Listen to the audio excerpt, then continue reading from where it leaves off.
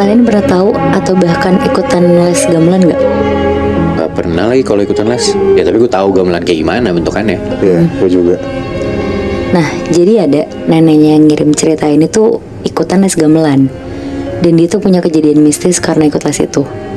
Oke. Jadi itu tuh kayak sanggar gitu Bi. Ada les gamelan sama ada beberapa tari Jawa juga. Kejadiannya tuh di daerah Solo. Jadi yang ngirim cerita ini tuh kita sebut aja namanya Asti. Ini cucunya si nenek ini berarti ya? Benar. Dia tinggal sama neneknya berdua di Solo. Karena dari kecil udah yatim piatu, jadi full tuh yang ngurus Asti dari kecil tuh neneknya. Asti umurnya 22 tahun. Dan ini tuh kejadian terjadi pas Asti masih SMA di Solo. Jadi neneknya itu tuh nenek-nenek yang masih aktif sama kegiatan-kegiatan gitu. Neneknya tuh emang ada perkumpulan sama teman-temannya untuk main gamelan. Karena dari dulu tuh emang hobinya juga. Jadi ada beberapa yang nari, ada juga yang main gamelan. Nah, pas banget lagi liburan sekolah, Asti tuh nemenin neneknya ke tempat gamelan. Berangkatlah mereka berdua ke tempat gamelan gak jauh dari rumahnya. Sekitar jam 1 siang mereka sampai di tempatnya. Asti dikenalin tuh sama teman-teman neneknya yang lain dan dia tuh duduk di pinggir sambil ngeliatin neneknya main gamelan. Jadi tempatnya tuh kayak rumah joglo yang terbuka gitu. Di belakangnya tuh tempat gamelan dan di depannya tuh tempat nari. Nah, yang latihan nari tuh dari umuran 20 sampai ada juga teman-teman neneknya ini. Karena beberapa jam, jadi si Asti di situ lumayan bosen. Dan dia kayak jalan-jalan lah tuh muterin rumah joglo ini.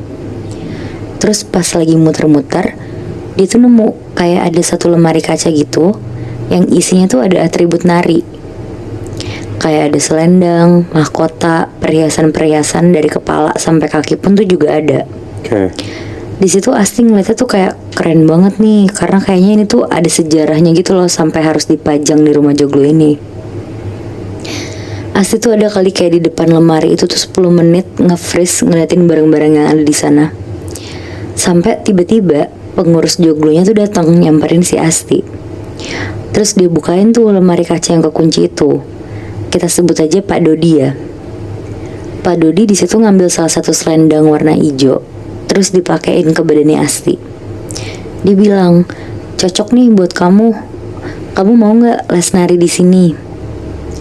Tapi Asti langsung nyopot selendang itu, terus bilang, enggak pak, nggak usah, nggak apa-apa, saya cuma mau ngeliat-liat aja. Udah tuh, akhirnya Asti langsung pergi keluar rumah joglo, dan kayak sekitar 30 menit kemudian, neneknya selesai dan ngajak si Asti pulang. Terus sesampai di rumah, neneknya tuh ngeluarin sesuatu dari tasnya, terus ngasih ke si Asti. Niti, kamu dapet oleh-oleh dari Pak Dodi. Pas si Asti ngeliat, ternyata itu tuh selendang hijau yang tadi dipakein ke badannya Asti sama Pak Dodi. Oke. Agak kaget tuh si Asti di situ. Terus Asti langsung bilang ke neneknya, "Gak usah nek, buat nenek aja, kan Asti gak nari." Ngedenger itu neneknya tuh masukin lagi lah selendangnya ke tas dan jalan ke kamar. Sambil bilang, "Ya udah nenek simpen di kamar nenek ya, kalau kamu mau ambil aja Ti." Di situ sambil nyiapin makan malam, Asti cuma teriak, "Iya nek." Nah, karena hidupnya cuma berdua nenek, Asti tuh yang masak sehari-hari di rumah juga Muebi. Jadi dia tuh masak buat makan malam berdua nenek. Dan pas mau maghrib, Asti tuh berhenti dulu masaknya, mau bangunin nenek yang biasa tuh ketiduran di kamar, karena emang suka tidur sebentar gitulah kalau habis berkegiatan. Rumah mereka tuh cuma satu lantai Muebi. Jadi jalanlah Asti ke kamar nenek di sebelah ruang TV. Pas mau buka pintu kamar nenek, Asti kaget, dia tuh ngedenger kayak ada suara orang main gamelan tapi kenceng banget. Cuma anehnya, tadi tuh gak kedengeran sampai ke dapur. Akhirnya Asti langsung bukalah pintu kamar nenek tanpa ngetok. Dan pas kebuka, gak ada suara apa-apa. Nenek masih tidur di tempat tidurnya, pules banget. Di situ Asti lumayan kebingungan dan dia langsung tuh bangunin nenek dan ngajak nenek makan malam karena sebentar lagi makanannya tuh siap. Langsunglah Asti balik lagi ke dapur dan nyiapin makanan-makanannya ke piring. Gak lama nenek tuh datang dan mereka makan berdua. Sekitar jam 8 malam, nenek bilang lah kalau dia tuh mau tidur karena lumayan kecapean.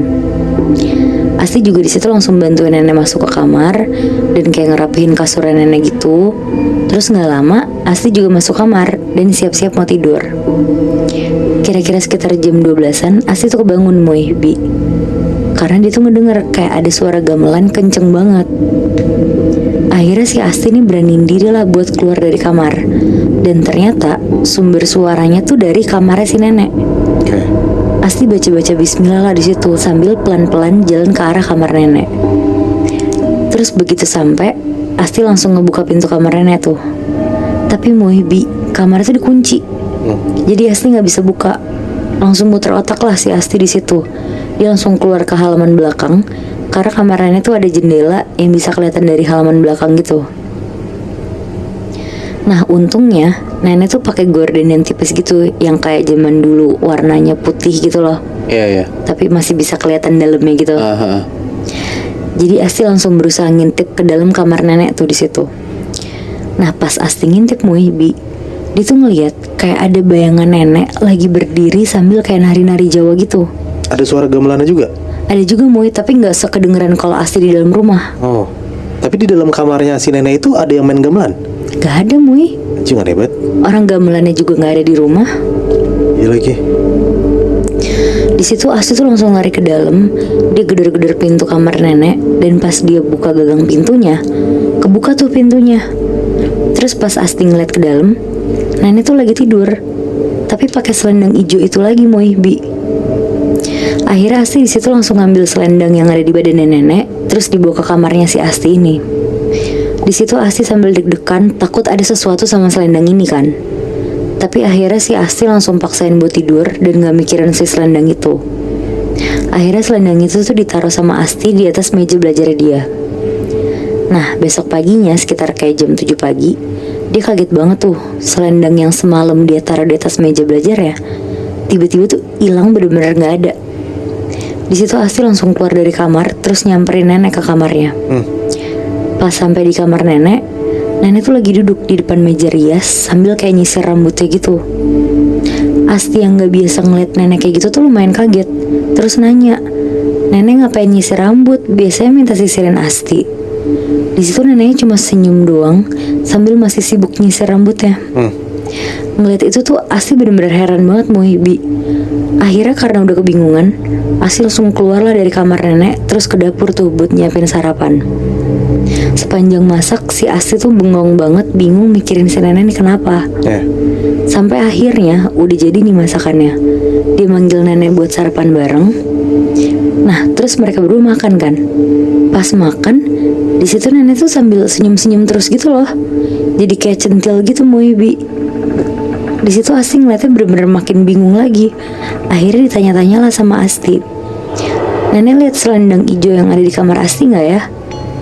Di situ neneknya nggak jawab, tapi cuma geleng-geleng sedikit sambil senyum-senyum. Asti langsung berhenti makan, terus lari lah masuk ke dalam kamar si nenek. Dia nyari-nyari selendangnya di kasur nenek, lemari nenek, sampai tas nenek tuh juga nggak ketemu sama sekali Moy, Bi. Akhirnya Asti nyoba nyari di kolong tempat tidur si nenek. Pas Asti lagi nengok ke kolong kasur, tiba-tiba nenek tuh masuk kamar.